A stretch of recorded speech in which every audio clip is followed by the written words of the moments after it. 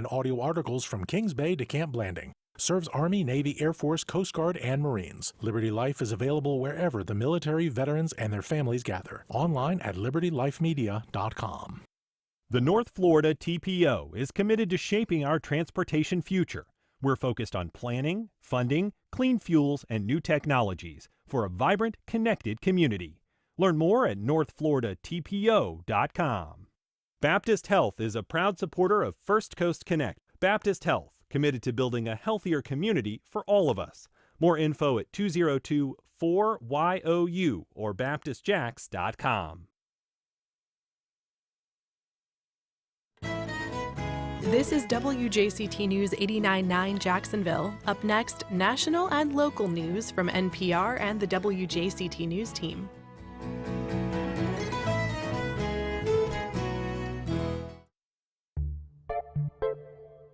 Good morning, I'm Al Emerick in for Ann Schindler on today's First Coast Connect.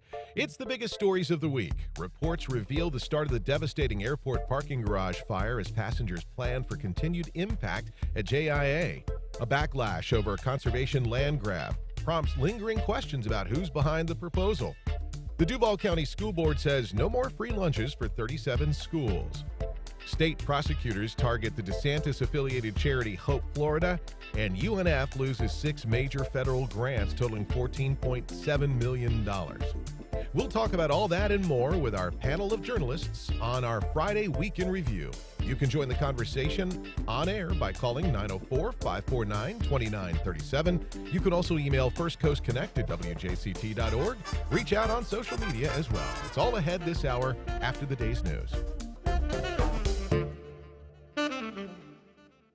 From NPR News in Washington, I'm Corva Coleman. Harvard University is again suing the Trump administration. This follows the administration's decision to revoke the university's ability to enroll international students. NPR's Alyssa Nadworny reports Harvard is challenging this. In a statement, Harvard said the action was unlawful. They called it retaliatory and said it threatened serious harm to the Harvard community and our country.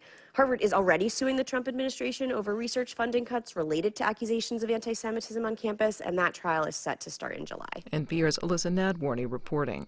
President Trump says starting June 1st, he will impose 50% tariffs on the European Union unless it changes its posture on trade with the U.S.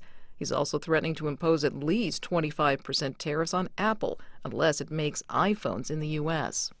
Addiction experts are weighing in on the multi-trillion-dollar spending bill passed by the House yesterday. The experts warn cuts to Medicaid mean that a lot of Americans will lose health insurance. NPR's Brian Mann reports this coverage helps people recover from addiction to fentanyl and other street drugs. The House bill aims to trim hundreds of billions of dollars in Medicaid spending over the next decade. The Congressional Budget Office found millions of Americans would lose health insurance under this plan. Keith Humphreys, a drug policy expert at Stanford University, says additional bureaucracy and work requirements mean people suffering drug addiction would be most vulnerable. In that situation where you have a struggling, troubled group of people interacting with a hard-to-deal-with bureaucracy, it is inevitable that some people will fall through the cracks. This comes as drug deaths plummeted 27% last year, driven in part by more spending on Medicaid under the Biden administration. The House spending bill still faces hurdles in the Senate. Brian Mann, NPR News. The U.S. Supreme Court has given President Trump the power to fire key federal agency leaders. NPR's Nina Totenberg reports the Supreme Court vote was 6-3, with the court's liberals in angry dissent. While the court's two-page order is technically temporary, its language is pretty final. For instance, it carves out the Federal Reserve Board as different, knowing that the idea of enabling the president to fire Federal Reserve Board members has repeatedly spooked the markets. The court majority thus made a point of saying that the Fed is different and is insulated from at-will firing. Writing for the three dissenters, Justice Kagan blasted the majority for taking the extraordinary step of overturning a nearly century-old precedent, quote, by fiat, without full briefing and arguments. What matters most here, she said, is that Congress provided for these leaders to serve full terms protected from a president's desire to substitute his political allies. Nina Totenberg, NPR News, Washington. On Wall Street in pre-market trading, Dow futures are plunging down by more than 500 points. This is NPR. You're listening to WJCT News 89.9 in Jacksonville. Good morning. I'm Stephen Ponson. It is now 9:04. The city of Atlantic Beach levels up its lifeguard station at the Ahern Street Beach Access. The larger facility is all about keeping beachgoers safe. The redesign provides lifeguards with a wider view of the beach to better spot swimmers in distress. There's also a new dune walkover and more space for lifeguard equipment and medical supplies. The lifeguard station redesign took 10 months to complete and cost nearly $1.5 million, of which more than $700,000 came from the city of Jacksonville. Car company Mercedes-Benz will expand its U.S. corporate hub in Metro Atlanta. The German automaker announced yesterday it's moving its North American headquarters to the Sandy Springs facility that served as Mercedes-Benz's U.S. headquarters since 2018. Plans include adding hundreds of jobs as well as a new multi-million-dollar research and development center. Officials say the expansion will enable the company to be more agile, increase speed to market, and ensure the best customer experience. It's going to be hot and dry as we start the Memorial Day weekend. Sunny skies this afternoon in Northeast Florida with highs reaching the mid to upper 80s out at the beaches and highs back in the mid-90s for inland areas.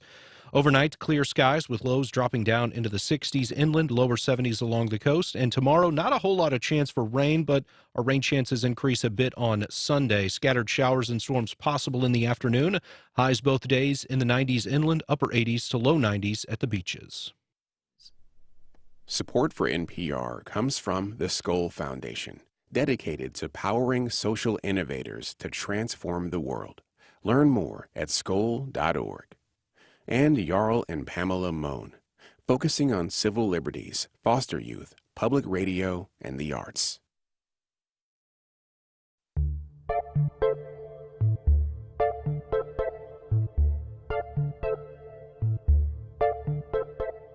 Support for First Coast Connect is provided in part by Baptist Health and North Florida TPO.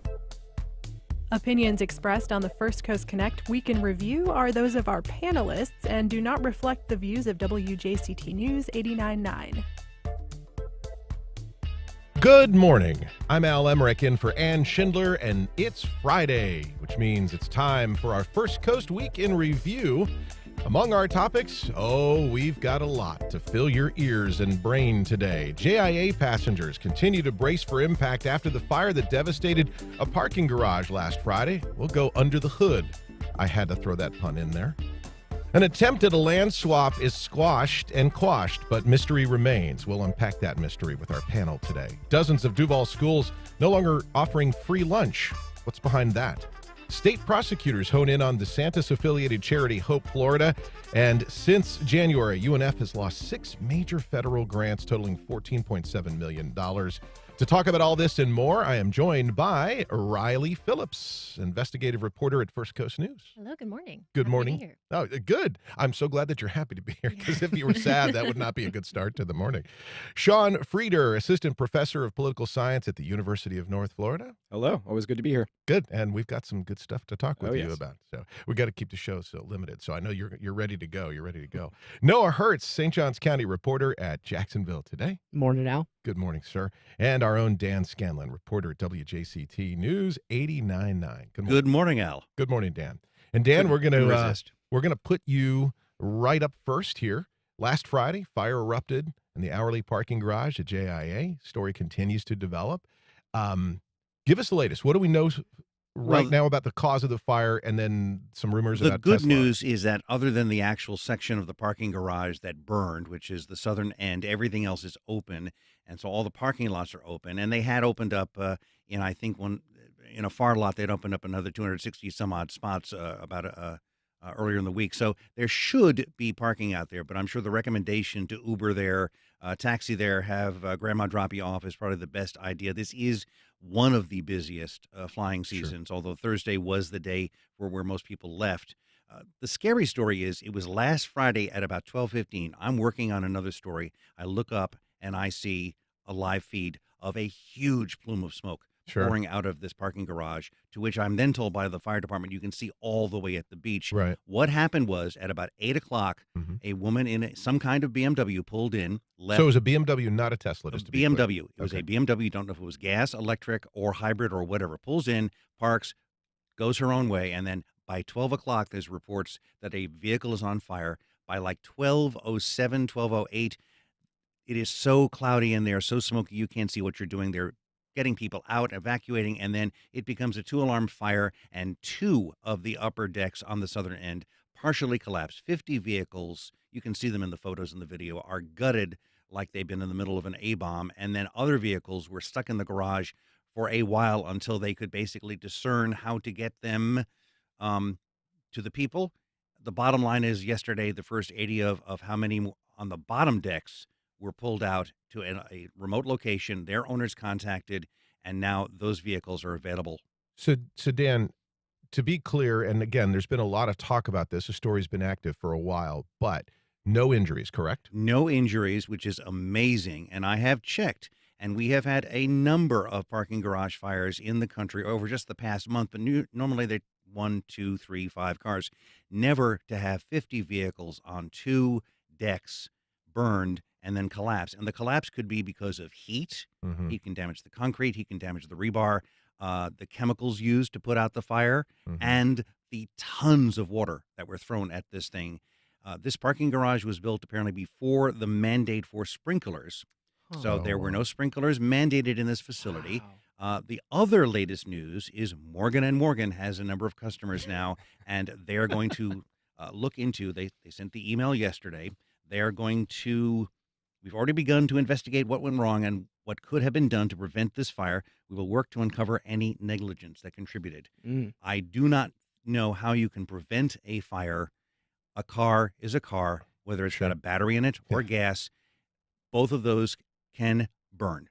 So you talked in the very beginning about the recommendation of course, part of its logic, take an Uber, avoid.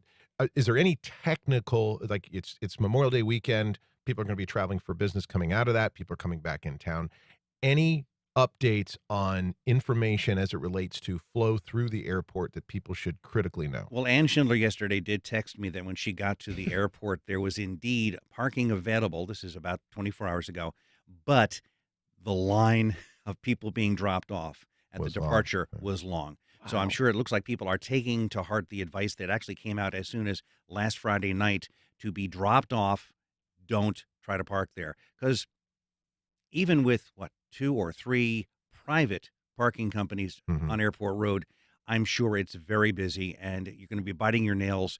Can I get to the parking in time to get the shuttle bus to my flight and then go through security procedures, especially with the new ID cards? And no, folks, you cannot park on the runway. That is Oh my not God. highly advised. But that actually happened 2 days ago. One of the food delivery service guys ends up on a taxiway at an airport. How you get that far in a major airport? I saw it. I saw it on the wires. I'm like, how do you get that far? News of the weird and excessively stupid. One quick last question, Dan, before we move on. You reported on the St. Vincent's partial garage collapse in September of 23. Yeah, I was there, yes. Yeah.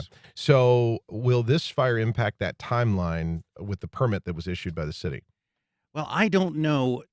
St. Vincent's is still a project in continuum that still hasn't really been done. I've heard they're going to have to tear down the southern end of the garage. Riley, maybe you've heard differently. Maybe they're going to try to rebuild it. Maybe they'll just clear out. It's up in the air right now is what happens to that end. And don't forget that at the other end of that parking garage complex, they're building a new parking garage, which apparently will not be impacted by this because it's somewhat distant, but that means adding more construction equipment, heavy equipment, and around that garage is the surface lot, which is always busy. Anytime I go to a news conference there, I'm parking in the South 40. It's just, But what have you heard, Raleigh? Have you heard anything more on what they're going to do? Not from airport officials, but just speculation from a structural engineer.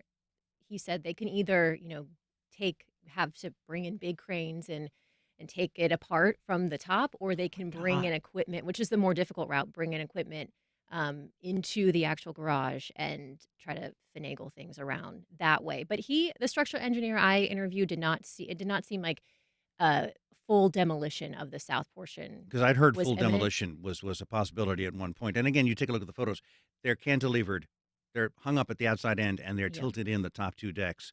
I don't know. And don't forget, If there are electric vehicles in there, their disposal has to be very carefully done. If you've ever seen video of an electric car fire, water doesn't put it out.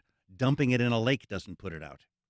They can burn very hot, and that could be somewhere concern, and that also could be somewhat reason why this fire was so damaging, that somewhere in there, batteries were burning. All right. Well, obviously it was national news, big news, developing news. Thank you, Dan, for unpacking that. If you happen to just finishing up that last cup of coffee, or maybe it's your first because you woke up late and you're joining us, I'm talking with Riley Phillips, Sean Frieder, Noah Hertz, and we just talked with Dan Scanlan about this week's headlines. You can join the conversation. Pick up that phone. It still works. 904-549-2937. You can also send an email to firstcoastconnect@wjct.org. And you can even watch our program live streaming now and see the beautiful faces in this room, less mine. You can also watch on Facebook and the WJCT YouTube page. So, Noah, let's move on to Guana. Just hiked there recently. There was a short-lived land swap proposal that was the source of this immediate public outcry. You've covered it extensively. Walk us through the terms, and just to make sure the background is here. It was Upland LLC. They proposed a swap. Was it 3,000? Yeah, 3,000 acres of scattered conservation land for 600 acres in the Guana Wildlife Management Area, which is sensitive conservation land. So do we know what's going on? Who's behind the proposal? Was it made clear that Upland wanted to do this? And what's the latest? Bunch of questions there. I know. I can tell you that we know what's going on. And at least officially right now, the company that proposed this land swap, you said Upland LLC, has withdrawn their proposal. They put out, through an attorney, they put out this letter that was a little backhanded that said basically, we were not anticipating such a strong reaction to this. Said one of the reasons they cited that they were withdrawing this proposal was because of misinformation that had gone around. Now, as somebody who read all those proposals, it's a little difficult for misinformation to not swirl around when there is so little information available about the proposal to begin with, because the documentation that was available basically just said that they wanted to develop the uplands of this 600 acres. And well, I guess by process of elimination, it didn't specifically say that. It just said they weren't going to develop on the lowlands. So there were protected wetlands in this area. It just said, we're not going to touch those. They were trading into a private company.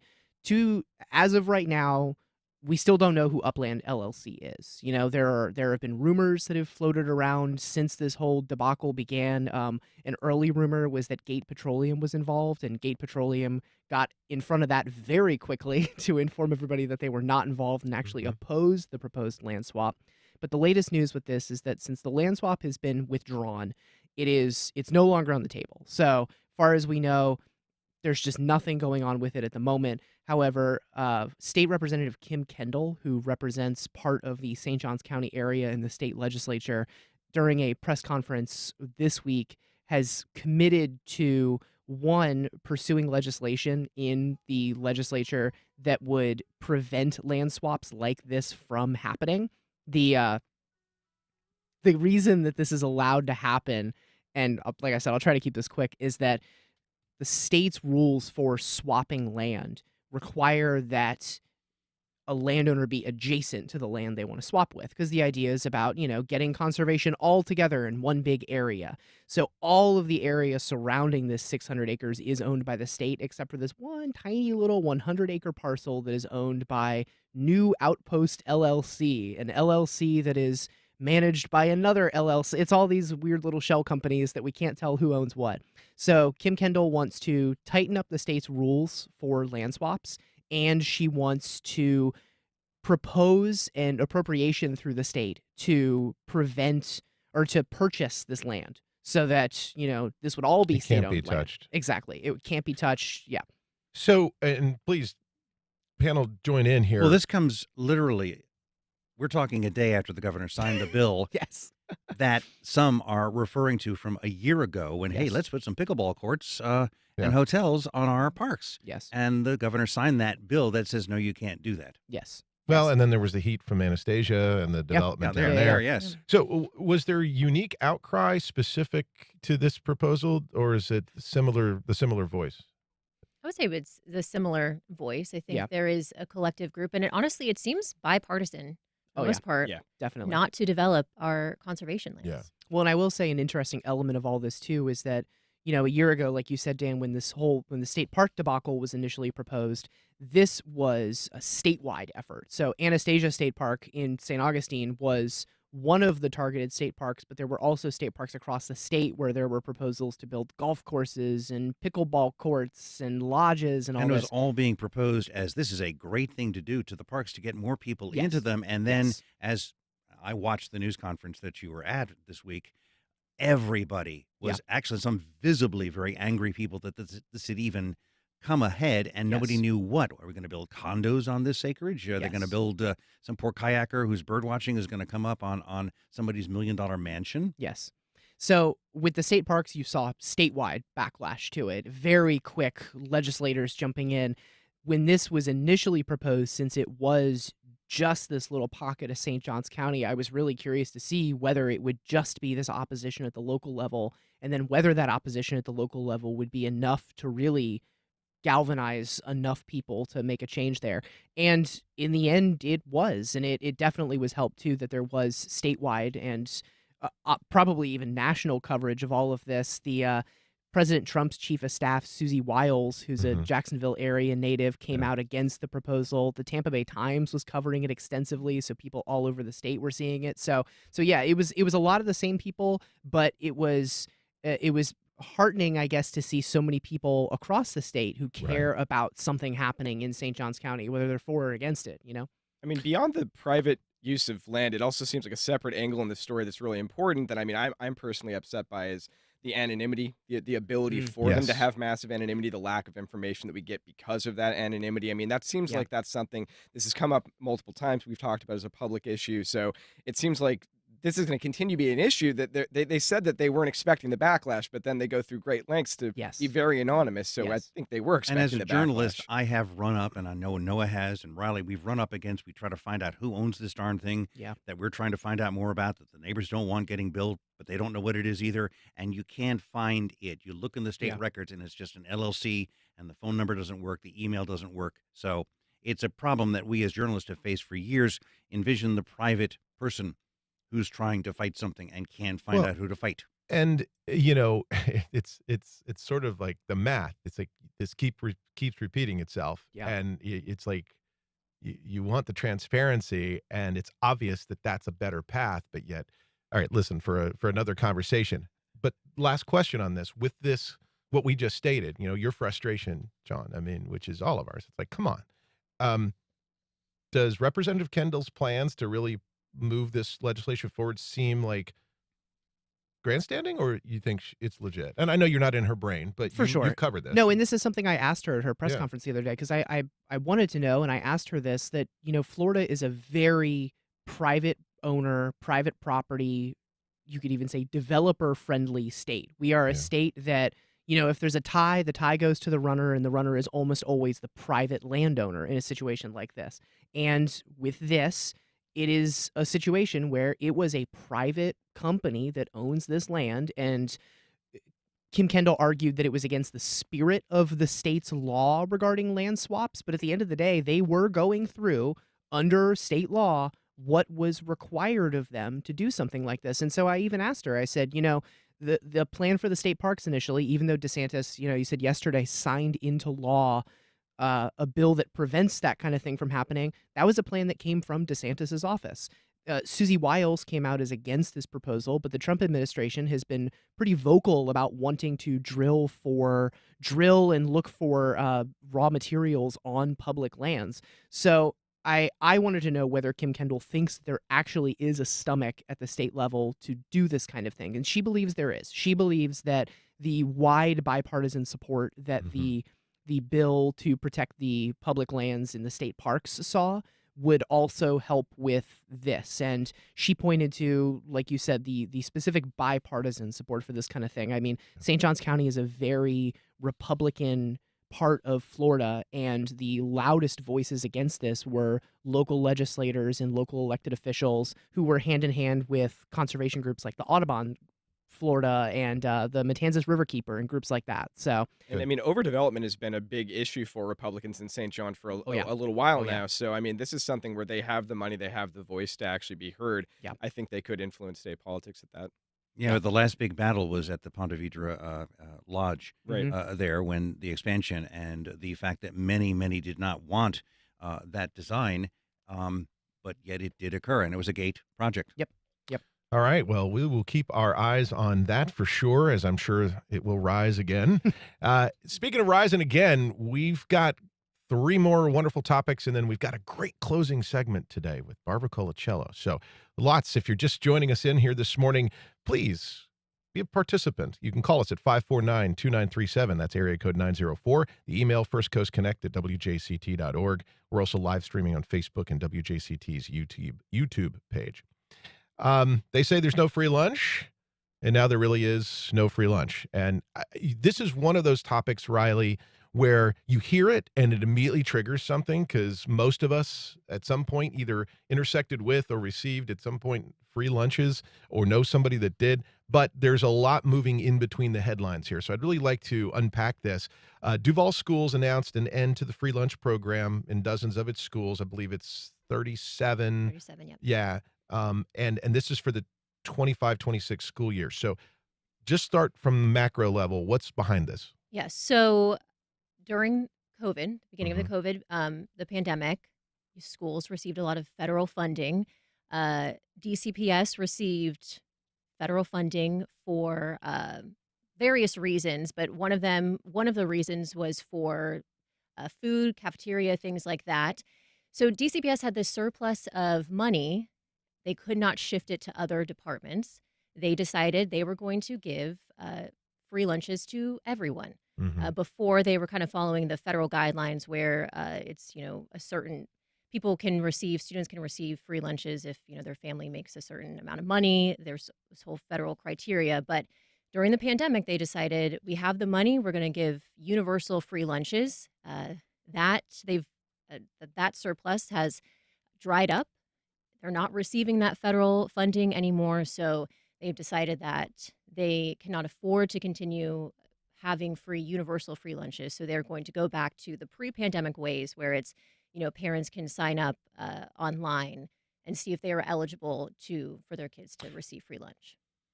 What are the requirements that have to be met to actually receive free lunch? Let me see if I wrote that down. I believe you have to make below a certain income for a family of 4. I believe it was 30,000, below 30,000 or at 30,000. Families who get SNAP benefits? Yes, and families who get SNAP, yes. Yeah, and I believe if you're on SNAP or another SNAP or WIC or one of those programs, you're automatically enrolled because the assumption is that if you meet that criteria, you automatically meet the criteria for free and reduced lunch, too. And one school that I'm aware of, with the demographics that it has, is retaining the school lunch program because a large majority of their kids are at that income level. And I think free breakfast is still provided. Yes, free breakfast is still you provided. start a day off maybe better than you did at home. Yes. And I think it's 40, the schools have to have 40% of their students on those benefits, and they will still receive free lunch. Now, I believe there was 8 schools that were magnet schools that were impacted here. Do we know how they're going to be impacted, the magnet schools? That is a good question. We do not. I do Okay. not at this moment know All right. how the magnet schools are going to be impacted. But if they are on that list, Yeah. that I would assume that they too will not be receiving. But the students can still receive free lunch if they attend the 37 schools, correct? Yes, if they Okay. meet those requirements. You have to apply. The parents have to Yes. apply for it, yes. Yeah. Now, is this something that's happening beyond Jacksonville, I would assume?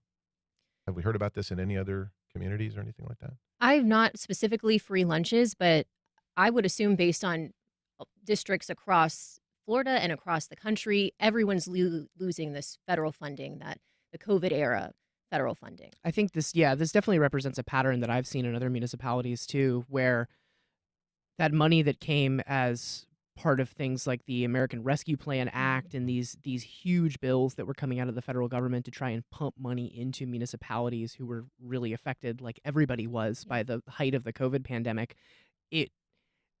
Some places, some municipalities, I mean, if you were facing a deficit, if you had programs that were having a hard time finding funding, it was hard not to become reliant on some of that money in some ways. And so I think this is a program that, like others that have happened across the state, whether it's free lunch or not, but programs or things that have been funded, that once that federal money dries up, I mean, it can be difficult to find other ways to fill that hole unless you're going to steeply raise taxes, which I don't know if anybody really wants to do at the municipal level. Yeah. We have a caller, Eugene, on the north side, who would like to join us with a comment relating to the free lunches and some of the dollars in the schools. So, Eugene, you're on board. What's your question for us today? Yes. The emphasis has been put on the Duval Doge concept lately, and that ties into the school process. I think that a lot of the funds that are being allocated to pay these council people and the council people at large, that's part of this stuff that's coming from Tallahassee about the school lunches. I just think we're top heavy with council people that's sitting there doing this sort of thing, and I just think we need to drop off some of these council at large positions. We got too many councilmen and women, and in our district, I currently live in District 8, and maybe you could make this a teachable moment for me in our area. The council does whatever it wants to in our community. They build Chick-fil-A's, morgues, cheap apartments. They do whatever they want to do, right? When they want to do it, and how they want to do it. And we have meetings, bring everybody to the local church, and guess what? At the end of the day, they do what they want to do. So I think we need to get rid of all these council at large positions. Okay, Eugene, I'm going to stop you there. Thank you. I appreciate your passion climbing in. You know, it's these types of topics that kind of trigger some of that conversation and concern, whether it's the land swap or the issues we're still going to talk about moving forward. I do want to give one more caller an opportunity to join us here. We've got Tiffany calling from downtown. Tiffany, thank you for joining us here on First Coast Connect Week in Review. Yes, good morning. I also just wanted to add that I've heard some conversation about, some schools being better than others, but I think it's also important to note that this change is really not about certain schools being better or being on a certain side of town. That, food insecurity is something that happens in all communities, and it doesn't matter zip codes, school districts, neighborhoods, communities, that all families, regardless of where they live, they experience some sort of food insecurity. So I just wanted to add that. Thank you. What a great way to bring this back home. It's one of the struggles we're only going to take a quick moment, but it's one of the struggles that folks who don't face food insecurity, it's like it's not in front of you, so you don't see it. And yet we are among the leaders in the state for food deserts and food insecurity. Mm-hmm. So, Riley, I mean, what is your thought on that? And you continue to see these stories roll through your headlines, right? Oh, yes. And it's it's heartbreaking. I was a substitute teacher, actually, when I was working in Ohio. And you just see some of these kids come in and they don't have anything. Some of them don't even want to take the free breakfast. But, it's heartbreaking. And I feel like that, that is part of, everyone says, having a good meal in the morning. Sets you up for success, and that sets you up for success throughout the rest of the day. And I think about kids on the weekends too, who they might be taking advantage of these free meals at school, but they don't have anything to eat on the weekends. And it's something that I think we should not stop talking about. We should continue to try to find solutions. So, the federal funding we don't have, but is there other ways we can, do better, provide more for kids? Like, that's a topic that we should continue to ask. And I would advocate that we need, as parents, I remember when my kids were in school and we had kids all over magnet schools and public schools. Sounds like I got like dozens of kids. Out of 12, 15 of them. the activation with your public school to make sure you understand, because that's the first and best place to still get that information as it relates to And don't forget that the city offers summer programs, and Yes. those usually provide lunch, so that's pretty good for many neighborhoods. And there are many church-based programs and volunteer programs that are offering meals for adults and elderly and kids. So it's out there. You have to seek it out early and sign up before those funds or those programs, reach their limit. Well, and I think too. Oh, sorry. No, go ahead. To our caller Eugene's point, I think some of this does come back to there being a finite amount of money that school districts, that municipalities have to throw around, and having to find all the different pots that they can throw that money into. And I think, there's always going to be an argument that money is being spent in ways that it shouldn't be spent. But I know I can really only speak about St. John's because that's the area I cover rather than Jacksonville. I don't know it as well. But, in St. John's this past year, there was a really strong desire from the superintendent and from the school board to allocate more money towards teacher salaries. And that was a district where they basically told voters, like, look, we passed a budget last year. We said this was how much money we were going to spend, but we want to give more money to teachers. And voters then approved in November additional property taxes on themselves to add additional money to the school district to be able to beef up teacher salaries and that kind of thing. So it is, I know we talked about this last week on the show too, it's tricky when a solution to some of these problems is, well, maybe it's more property taxes because that's the way this system is currently set up to levy money. To Eugene's point, city council, the city, does city stuff. Yeah. School board does school stuff. The only time that they do intermix is when there's a property tax issue and they've got to work on that to provide an extra whatever for school. So school board has its own budget and they handle their own stuff. Yeah. Well, and we need to also go back to the very first thing that you shared, Riley, which was this was dollars that ended based on COVID. And we are in a space now where many of those dollars across many different organizations, municipalities are ending. Yeah. And so I think it's important that when it's related to the community that people don't miss that headline. And we're taking a double hit there. I mean, yeah. This is something where the COVID money's ending, but a lot of this federal money is turning off separately just because of the administration right now. So we have these finite resources, and we're stuck having this conversation about should we have universal school lunches when other countries get to have the conversation about the quality of the food that's provided in the lunches in the first place, and we just don't get to have that conversation given the finite money. Yeah, I think a lot of people don't realize that all of the funding for school districts comes from a compilation of dollars from the feds and from the state level and from property taxes. And now at the state level, we're having the conversation of should we abolish property taxes entirely? The feds are trimming down how much money they're going to send this way, and now the state is tightening its belt too. And so it does raise the question, where's that money going to come from for schools? If it was only First Coast Week in Review for 3 hours, we would still. We're doing a marathon. All right. Well, talking about marathons, the DeSantis family is in the news. We have our governor, the governor's wife, and I said marathon because it's a marathon of news when you get into politics, and you're always going to be at the forefront. And once again, now it's another story that's at the forefront for the DeSantis administration. So state prosecutors have opened up, if you haven't heard, an investigation related to the Hope Florida Foundation. Now, this is the nonprofit chaired by Casey DeSantis, of course, a wife of the governor and former local Jacksonville resident and news anchor. Sean, how did this controversy even arise, and what is the accusation? I mean, the thread here is kind of complicated how this money flows. We start It's an with understatement, this. yeah. It's an extreme understatement. We start with the settlement money that's supposed to come back to state coffers. There's about $50 million, which is supposed to come back to state coffers and does.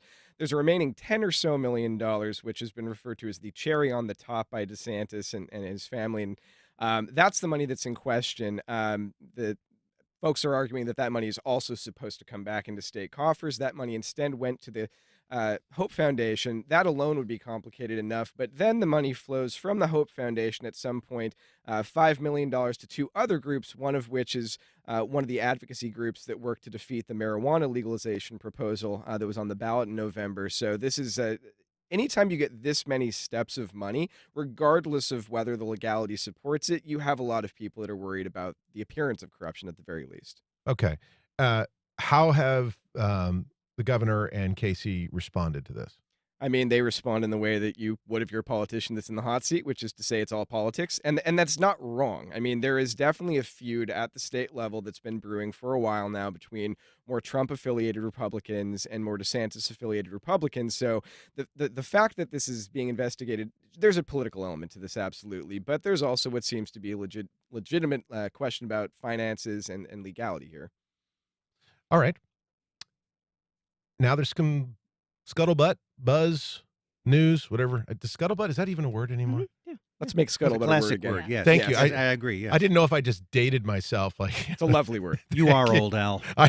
I know I am. I woke up, I had hair, and now I'm just stressed, and I have none. So there's some scuttlebutt news that Casey DeSantis may run for governor. Is that even legit? And apparently there is some news about it. And how could that impact her decision? I mean, first of all, I think it's legit enough at this stage of the point where you'd be making those decisions. This has been speculated on for a while. Part of my confusion with this whole matter is that even if you think you have a clean shot at this $10 million, if you plan on making a political run at some point in the future, this is the kind of thing that squashes a political run before it even begins. So, I would have just chosen to keep my nose clean personally if I was a DeSantis family rather than try and play games with this. But this is something we're already, again, because of that DeSantis versus Trump feud that's kind of underlying a lot of Republican battles right now, I would say, Casey DeSantis' fortunes are probably weaker now than they were 6 months ago. They're weaker still even with this scandal potentially out there. Okay, thanks for that. We've got Linda calling from Mandarin on line 1. And thank you here, Linda, for joining us this morning. What is your comment on what we're discussing here this morning? My comment is, as we talk about the different stories, we almost need a ticker at the bottom of the radio screen to talk about the through line. And the through line is we have powerful entities, LLCs, individuals, politicians that are trying to redistribute the system. The money that Casey DeSantis and the governor, whoever, decided to put into a PAC was Medicaid money.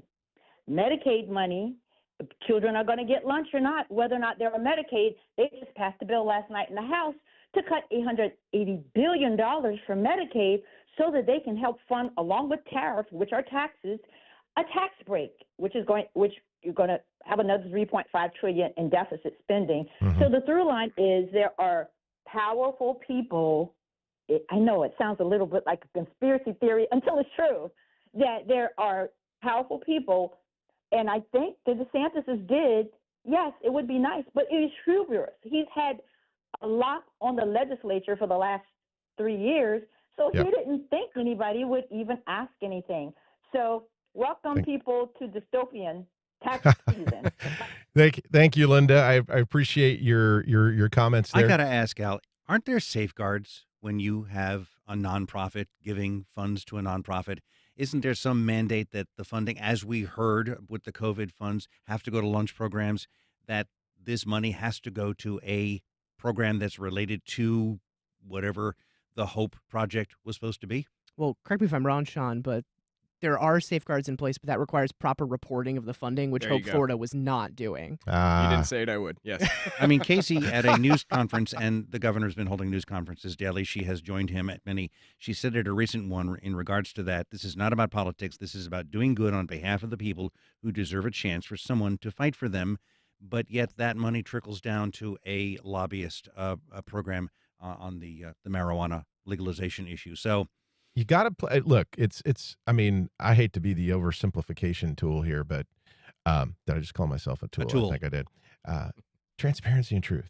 It trumps all. I mean, it sets the baseline, and that's why I will never get into politics. But I do want to answer a question that Karen had from McClenny, which was, and I think you mentioned this earlier, Sean. But what was the Medicaid settlement? Does anyone else have the specific terms of it? I've $10 million. If I recall, it was $10 million. The $10 million was the money off the top. Yeah. That was only a portion of the overall settlement. Okay. If I recall correctly, it was because of overbilling to the state. That's So my understanding. yeah, when Medicaid or when a contractor bills Medicaid, if it comes back eventually that they billed too much or this kind of thing, or the state billed too much, money has to exchange hands to kind of even that out. What I've got here is the payment was part of a settlement between Centene, a provider under the state's Medicaid managed care program, and the state. Under the settlement, which was brought by overpayments made to Centene, the state received $57 million. The Whole Florida Foundation got a $10 million donation. Yes. Karen, thank you from McClinney for calling in today. You can probably hop off that line. I hope that answers your question. We're going to take one more call from Bill in White House. Bill, real quickly, because we've got one more topic to tackle here. Yep. Well, the process of investigation to prosecution for, it seems, for politicians takes forever. But if it were you and I, we would probably be facing a justice much quicker. I just wonder how that happens. How is that even possible? Bill, thank you for that. And I would propose that that's another hour of the show and possibly the legislature a lifetime. was No. vaguely interested in this, but Yes. apparently one of their members, state legislature, said that this is not a job for the state lawmakers. This is a job for prosecution. And indeed, that's what's happening now. Now, whether or not it gets anywhere is unknown. That the person involved in this does have his own history. Well, it goes back to the issue in the very beginning. There's a paper trail until there's not. And when there's not, when they're supposed to be, that's when the questions, we need to be asking the questions beforehand, but that's when it gets real serious to the issue of who owns the land, right? Yeah. All right. LLC. So let's close with a story about UNF. Sean, obviously this is right in your backyard. University of North Florida, 6 federal grants defunded since the beginning of 2025, $14.7 million in total. I know that apparently a portion of the money has already been spent. These were supposed to have funded programs and scholarships, degrees, training. 150 students apparently impacted. A lot of numbers. Distill that down for us. What's happening? What's going on? I mean, of the different things that have been canceled there, and the first thing I just want to say, we can maybe come back to this later, is that this is the money that UNF as an institution has lost. This is not counting the amount of money, which is probably spectacular, that individual researchers at UNF have lost. But the money that's there, this goes beyond 150 students too. This is broader community stuff. I mean, most of the money that was lost here, this is money that was meant to fill really critical gaps in local education. I mean, this comes back to free lunch stuff. You also need money to have teachers. So a lot of this was to help provide an incentive program to subsidize the training of teachers, to go out into the local community, to train researchers. I mean, we're at UNF right now trying to do a rebranding process, talking about the experiential learning that you get on campus. One of these grants was having to do with experiential learning. A couple of these things probably ran afoul of woke language in the grant proposal, so that was an issue. There was a grant for an archivist that was canceled entirely. The administration at the federal level has been seen as pretty openly hostile towards archivists generally. Marco Rubio is currently the chief archivist of the United States right now. So this is something that it's just a larger part and parcel of what we see across the country of massive federal cuts. I mean, UNF is not being specifically targeted here. It's getting a general lack of money, and that's what we're seeing just across the board nationwide. We only have a couple of minutes, and I want to give the panel here a chance to chime in with any thoughts or questions. But what's UNF's posturing on this, and do you think they're going to fight back? And if they choose to, what does that even mean? I mean, I think there's ways that they can restructure some of the grants. I think the PrEP grant probably has the most opportunity for trying to argue for its importance and maybe trying to get that money elsewhere. The federal government right now, I mean, the stories abound every single day. We see them mostly going after Harvard and Columbia seemingly, but it really is like every institution, educational institution around the country that's getting this. You can try and beg them for more money, but I mean, it's an ideological goal of the administration right now to not provide that money. And I gather at least one appeal has already been summarily denied. So, I mean, I'm curious then, and maybe this is well above what you're able to do at the level you're at UNF, but I mean, if these federal grants die on the vine in perpetuity going forward, I mean, what does that what does that mean for UNF? Does that mean having to just restructure the way funding is gathered to begin with? Maybe more private donors? What does that look like? I mean, it impacts on several fronts. First of all, I mean, you look at the researchers, you see maybe, I haven't specifically talking to a lot of people at UNF, but you see a brain drain generally nationwide. They go, fine, I'll go where the money is. Secondly, UNF is right now trying to move from R2 to R1 designation. It's really technical behind the scenes stuff, but that makes it so much harder for us to move from this lower status to this higher status without funding to get there. And as many nonprofits are facing, in as simple as it sounds, it's not. It's a model that's forcing all of these organizations to think in a more entrepreneurial fashion. How do we find new revenue sources? And this is where the community can step forward and plug in to say, hey, if I care about my university, how can I be a contributor to helping my alma mater grow? At least some have recently for UNF. So there is private money coming into the school. Yep. Riley Phillips, Sean Frieder, Noah Hertz, Dan Scanlan. Thanks for getting up early. Thanks for having us. Thanks, Al. And do you feel like we talked about enough? I hope so. I'd be good to go for another 2 hours. 4 hours. Yeah. All right. So when we break back to join you here, we're going to be joined by an incredibly talented crew of 2. That's a powerhouse. Barbara Colacello will be joining us along with Anna Jacobson. You're listening to First Coast Connect Week in Review. Good morning.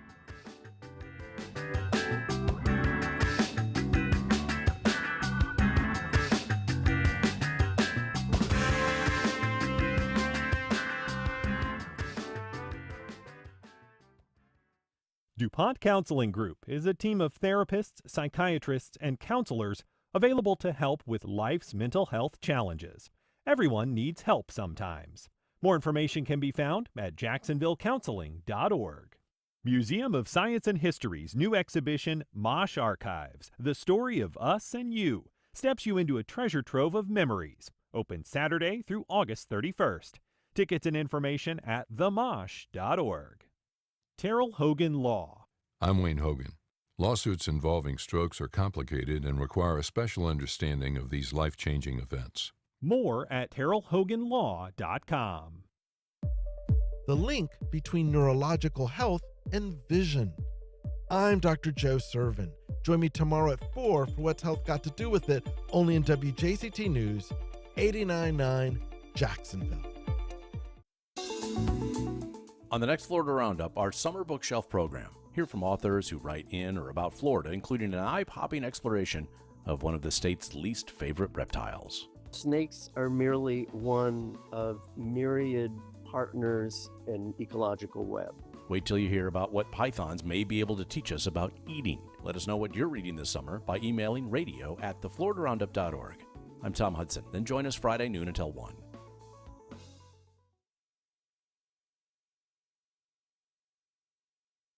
Israel calls the death of 2 staff from their Israeli embassy in Washington an act of hatred. We're going to overcome moral depravity of people who think that they're going to achieve political gains through murder. Also on the roundup, inside the GOP's mega bill, and what do we know about President Trump's crypto dinner as he hosts 200 of his largest meme coin investors? That's next time on 1A. Today, starting at 10 on WJCT News 89.9.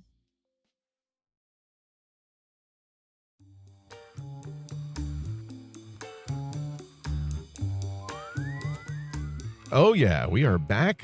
Soon to be kicking off Memorial Day weekend, and we've got some untold stories returning to the Florida Theater next Thursday. The latest installment's theme is Trail, and here to tell us all about it, Barbara Colacello. Good morning. Artistic director, host of Untold Stories, owner of Babs Lab, and just an amazing individual with care, love, joy, and rich with talent. I'm just going to add that. That's my personal thing. We've also got Anna Jacobson, winner of the most story slams and grand slams at Babs Lab.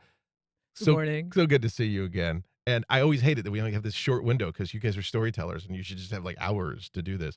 Barbara, the trail is the theme. What a unique thought, but it could mean a lot of different things. What's behind it? What's behind it? Exactly. That's why I picked it, so that different storytellers will attack it in different ways. And at the time, I was thinking of the Emerald Trail that people are talking about that's happening. But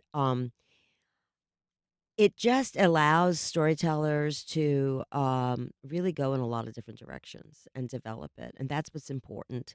And when I love that when people come, they don't know what to expect, and these Yeah. stories unfold, and they're funny. Some of them are dramatic. Uh, it's just it's the best listening room in Jacksonville, right? Florida Theater. Oh, it's fantastic. And I love that you paint a canvas that leaves room for the imagination, because so much of life is predicated upon what we're going to hear, see, before we allow our imagination to explore. And you're doing that by painting this picture. Anna, you've been teaching for almost 3 decades. How is the art of storytelling that you do so incredibly well and teaching intertwined? We talked about education and the importance of food security, but there's also the storytelling that comes from education. The art of teaching is the art of storytelling. Yeah. In my classes, kids come in kind of prepared to resist stories in a way. We're used to easy access stories. We're used to stories that are very simple that come in a quick soundbite. And the real stories, the worthwhile stories, have all of this depth and complexity and also a vulnerability to them. And one of the things that's kind of magical in a classroom is when I can sense that the energy is getting kind of low, I will say to the kids, "Can I tell y'all a story?" And the energy changes immediately. And you know the classroom is really rolling when the kids start coming in and they're like, "Hey, Miss J, I have a story." And that's one of the great things about the Florida Theater is it is a moment where it doesn't matter your age, it doesn't matter your education level, it doesn't matter. You have a story and you come together with these other people and you weave this incredible tapestry. And you see in Jacksonville, some of the most everyday things are combined with some of the most magical things, and it really sacred space. And if you're active on any form of social media, storytelling has over the last 12 to 18 months really become commoditized.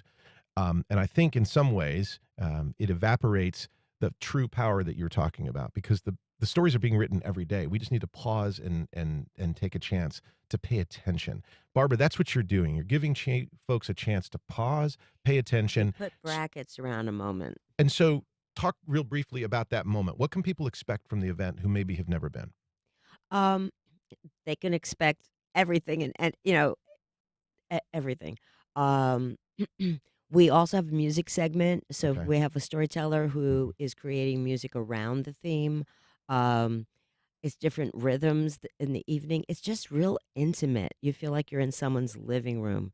Yeah. And the storytellers are vulnerable. They have to be willing to share things that they don't necessarily share with their friends.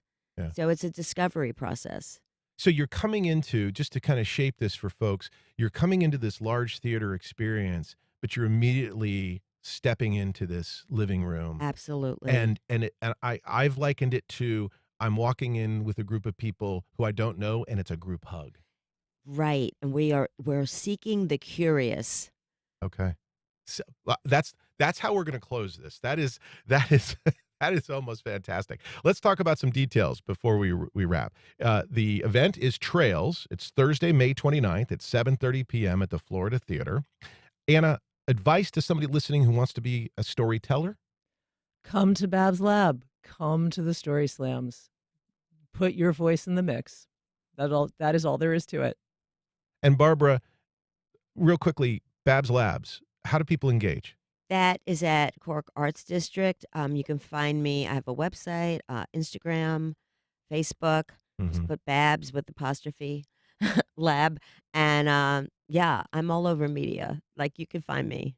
All right, I'm gonna admit I'm a fan, so this is totally me propping this out. But if you've never participated, gone to, paid attention to, I highly encourage you to do so. It's Trails, Thursday, May 29th, 7:30 p.m., Florida Theater.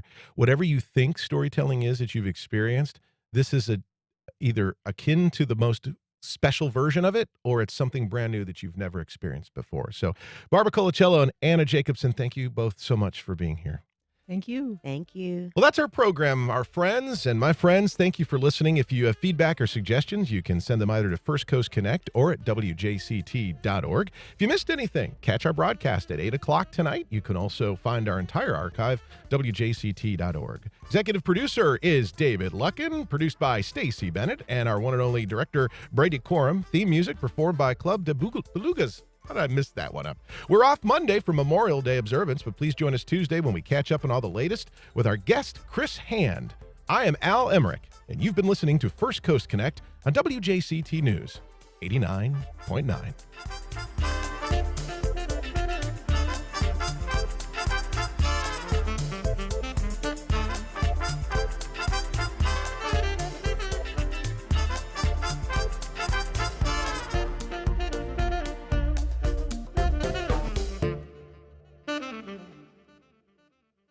Support for First Coast Connect is provided by Baptist Health and the North Florida TPO. Baptist Health is a proud supporter of First Coast Connect. Baptist Health, committed to building a healthier community for all of us. More info at 202-4YOU or baptistjacks.com. The North Florida TPO is dedicated to transportation planning, funding, clean fuels, and new technologies for a vibrant, resilient, and connected region. More information available at northfloridatpo.com.